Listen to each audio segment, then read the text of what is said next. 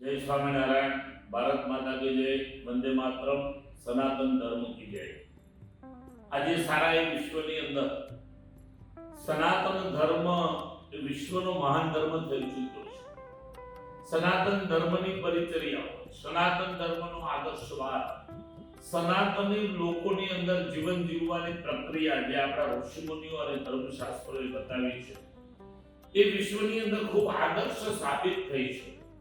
પરંતુ સનાતન ધર્મની અંદર સંપ્રદાયવાદ, સનાતન ધર્મની અંદર અનેક આશ્રમવાદ, સનાતન ધર્મની અંદર વ્યક્તિવાદ આવવાને કારણે આપણે જોઈ રહ્યા છીએ કે સનાતન ધર્મને આપણે ખૂબ મોટું નુકસાન પહોંચાડી રહ્યા છીએ, જાણે અજાણે।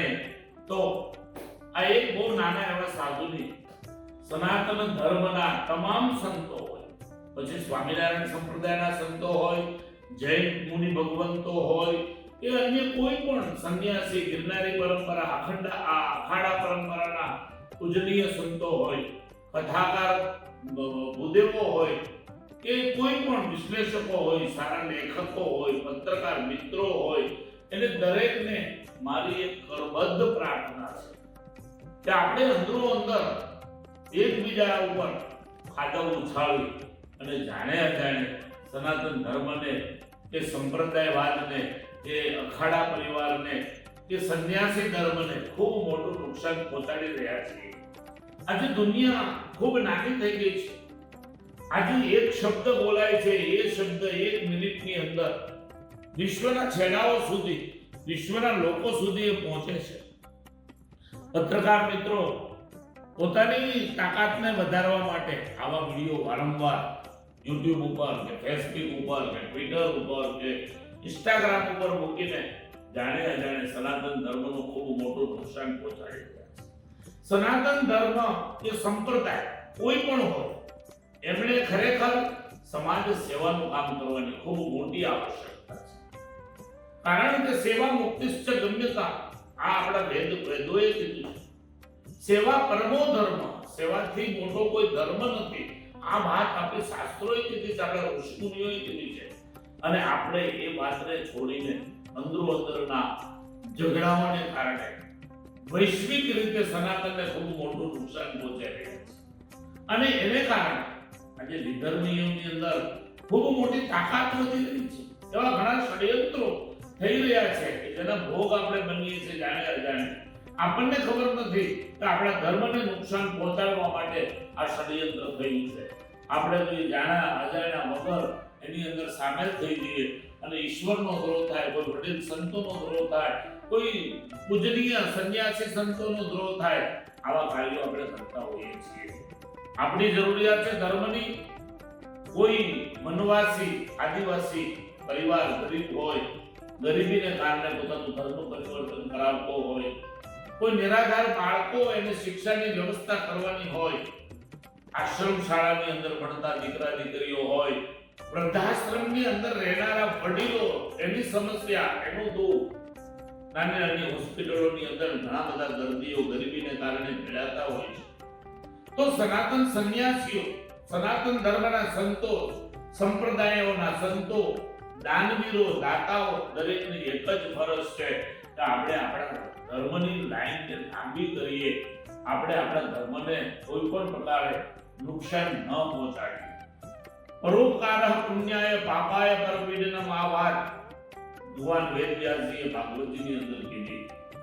એ ન્યાયે આપણે પરોપકારી બનીએ, આપણે બીજા ઉપર ઉપકારી બનીએ, આપણે બીજાને મદદરૂપ થઈએ। આનાથી મોટો કોઈ ધર્મ નથી। માનવ ધર્મ અને રાષ્ટ્ર ધર્મ વિશ્વનો મહાન ધર્મ છે, અને સનાતન ધર્મ પણ વિશ્વનો મહાન ધર્મ છે।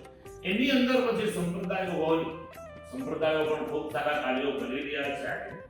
ખાસ કરીને સ્વામિનારાયણ સંપ્રદાયના સાધુ તરીકે સ્વામિનારાયણ સંપ્રદાયની વાત કરું તો સ્વામિનારાયણ ભગવાને એ કીધું કે વિષ્ણુ, શિવ, ગણપતિ, પાર્વતી ચ દિવાકર એતા પૂજ્યા તયા માન્યા દેવતા પંચમામ।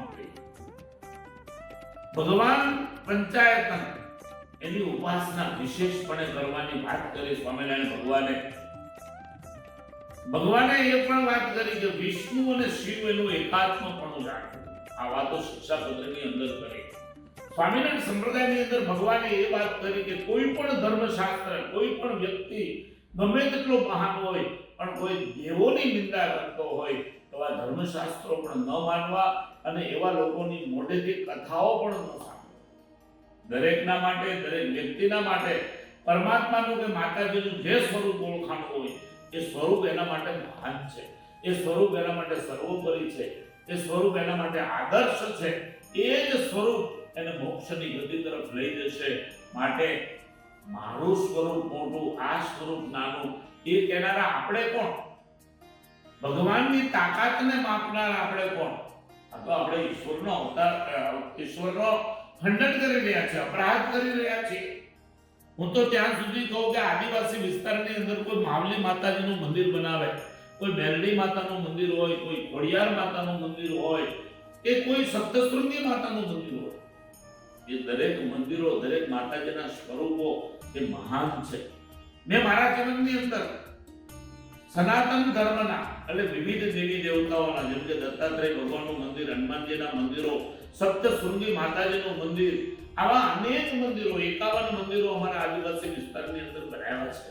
એટલે હું સનાતની છું એવું કહી શકું. હું ચોક્કસ સ્વામિનારાયણ સંપ્રદાયનો સાધુ છું.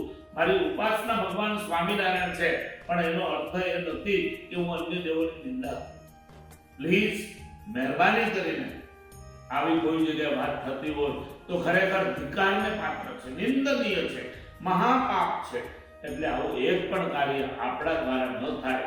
કોઈ સંતોનો દ્રોહ ન થઈ જાય, કોઈ ઈશ્વર કે ઈશ્વરના અવતારોનો દ્રોહ ન થઈ જાય, કોઈ માતાજીના સ્વરૂપોનો દ્રોહ ન થઈ જાય, આપણા સનાતન ધર્મને નુકસાન ન પહોંચે, વિધર્મીઓની તાકાત ના વધી જાય, એ રક્ષણ કરવાની જવાબદારી મારી અને તમારી છે.